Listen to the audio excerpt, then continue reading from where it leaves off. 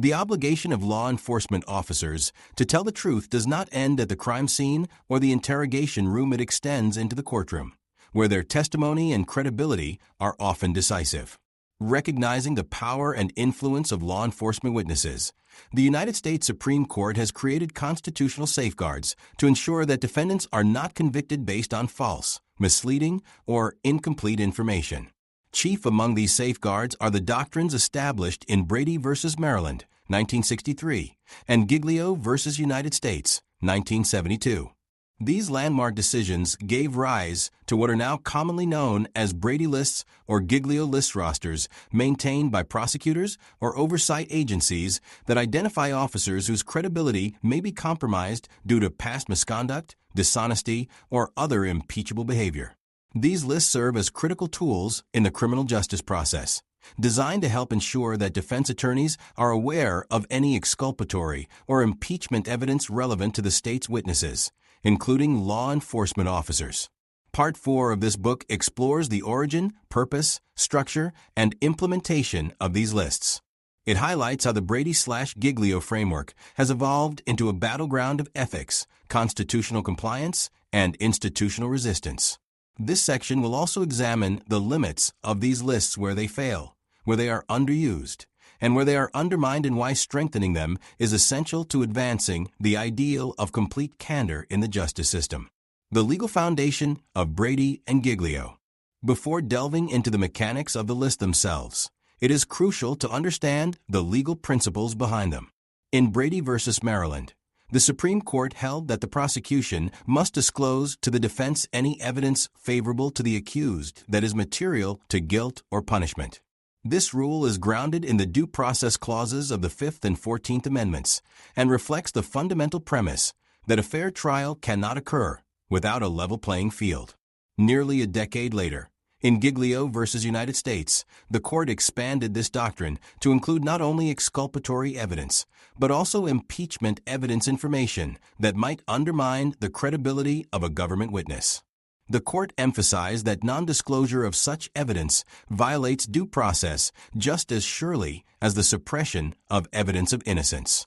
A witness's prior dishonesty, promises of immunity, past misconduct, or disciplinary actions may all fall under this category if they cast doubt on the truthfulness of their testimony. These decisions collectively established a prosecutorial duty that has since become both a constitutional mandate and a source of practical complexity. Because law enforcement officers are often among the most important witnesses in criminal cases, the scrutiny of their credibility under Brady and Giglio has become a matter of high stakes not only for individual defendants, but for entire law enforcement careers. The purpose and role of Brady/Giglio lists. The Brady/Giglio lists emerged as a pragmatic solution to a legal and logistical problem. How can prosecutors consistently fulfill their disclosure obligations regarding the credibility of officers who serve as witnesses? Instead of case-by-case determinations made ad hoc, many jurisdictions created internal databases or lists that identify officers with known credibility issues. These lists are intended to serve several key purposes. Promote transparency. By identifying officers whose testimony may be compromised, the lists make it more likely that relevant information will be disclosed to the defense. Protect defendants' rights. The lists are a safeguard against wrongful convictions that may arise from reliance on dishonest or impeached witnesses. Encourage ethical policing. Officers are less likely to lie or cover up misconduct if they know it could land them on a Brady or Giglio list, effectively ending their ability to testify. Assist prosecutors. These lists help prosecutors identify which officers may create problems at trial and avoid building cases around compromised witnesses. Guide administrative action. Some departments use the lists as a basis for reassignment, discipline, or termination of officers who can no longer function effectively in criminal prosecutions. While the specific procedures for compiling and maintaining Brady/Giglio lists vary widely across jurisdictions, their intended function remains consistent: to enforce the truth-telling obligations of the justice system by flagging those whose past behavior calls their candor into question. Confidentiality, controversy, and resistance. Despite their legal necessity and constitutional significance, Brady/Giglio lists remain controversial and often shrouded in secrecy. Many jurisdictions treat these lists as confidential internal documents, arguing that public release could violate officers' privacy rights, subject departments to litigation, or create undue reputational harm. In practice, this secrecy undermines public accountability and allows problematic officers to remain on the force without scrutiny. Resistance to Brady/Giglio lists often comes from police unions, which argue that such lists constitute de facto blacklisting without due process. Officers may challenge their inclusion on these lists in court or through arbitration, claiming that placement is unfair or based on unsubstantiated allegations. In some cases, entire departments have refused to disclose the existence of such lists, even to defense attorneys or judges, despite their constitutional obligations to do so. This resistance illustrates the tension between transparency and institutional protectionism. While the defense and the public benefit from knowing which officers have credibility issues, departments often prioritize morale, legal liability, or labor relations over the imperatives of constitutional due process. The result is a patchwork of compliance, where in some jurisdictions Brady and Giglio obligations are strictly followed, and in others they are ignored or openly defied. Inconsistencies in implementation across jurisdictions. One of the most significant challenges to the effectiveness of Brady/Giglio lists is the lack of uniform standards for their creation, maintenance, and use.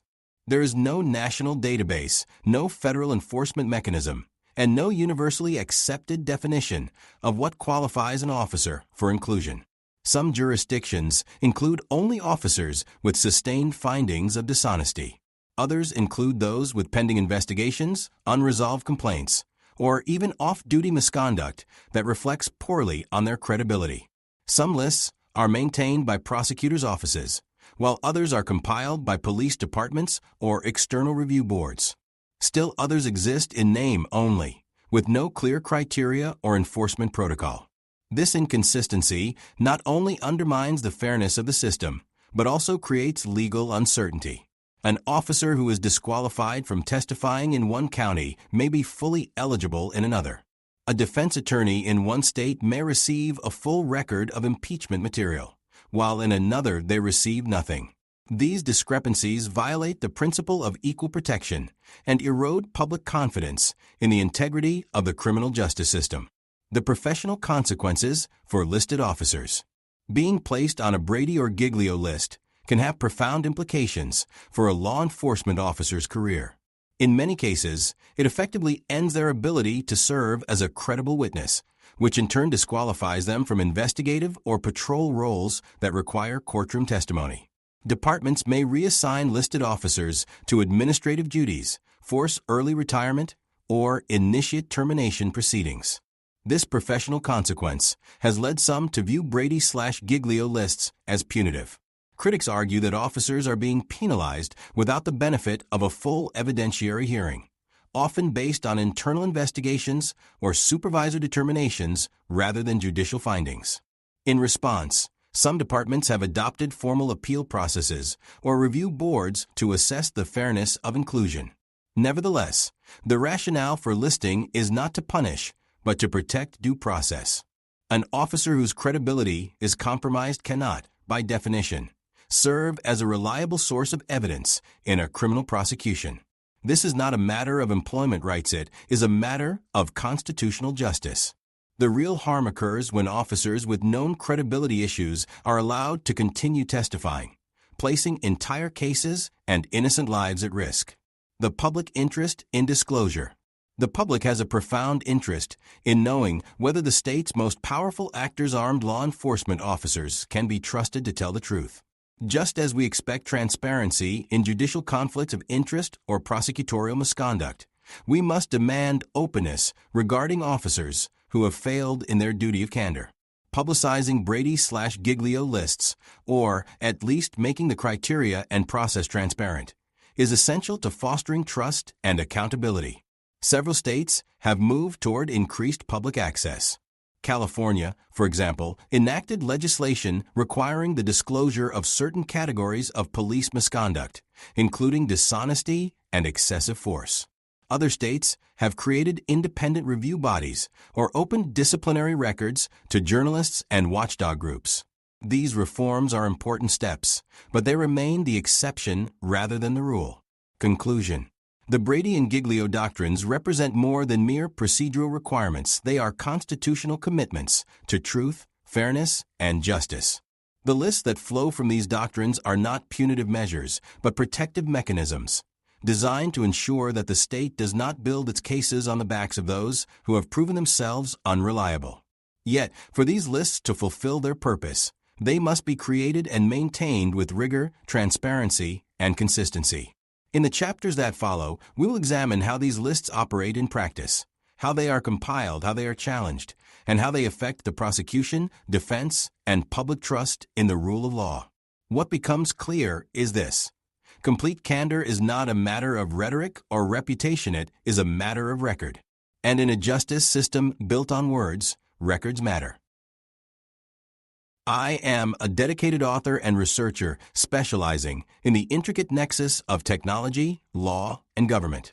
My extensive body of work includes a diverse array of books, scholarly articles, and policy papers that delve into the evolving challenges and opportunities presented by technological advancements within legal and governmental contexts.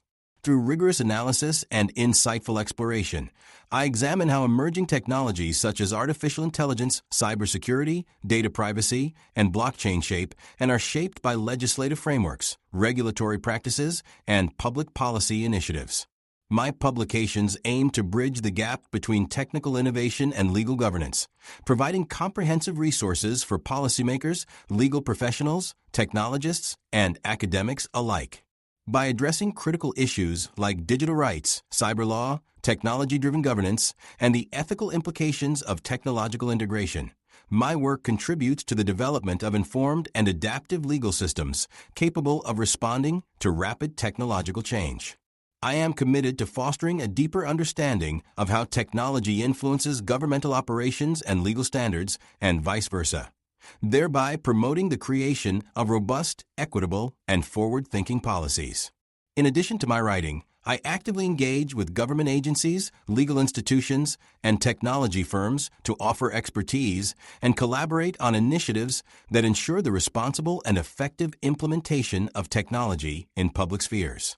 My dedication to exploring and elucidating the intersections of technology, law, and government underscores my commitment to advancing knowledge and facilitating informed decision-making in an increasingly digitalized world.